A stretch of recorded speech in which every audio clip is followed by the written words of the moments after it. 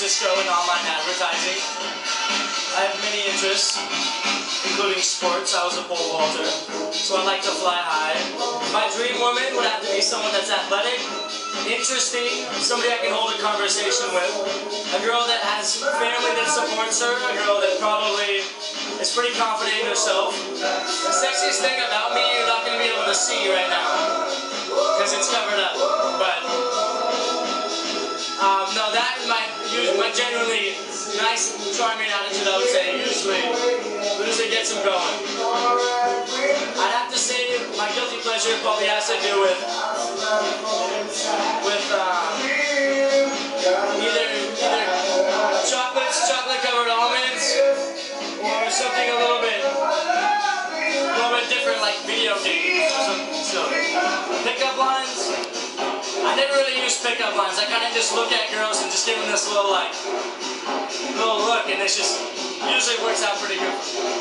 Animal. I kind of go back and forth on this because part of me really wants to be some sort of like predatory hawk or like bird that is flying down, soaring down, and just attacks its prey. And the part of me is like a more gentle, like I would say like feline, probably like more like a mountain lion or a panther. A little bit edgy, but like still really cuddly.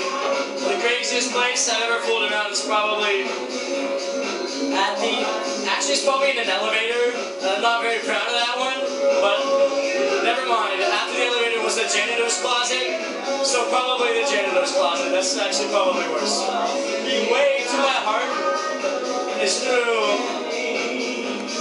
caring gestures, thoughtful words, and a great tight little bikini body. I do not date a woman who is awkward around my friends. I'm a great catch because I am the perfect balance of a man.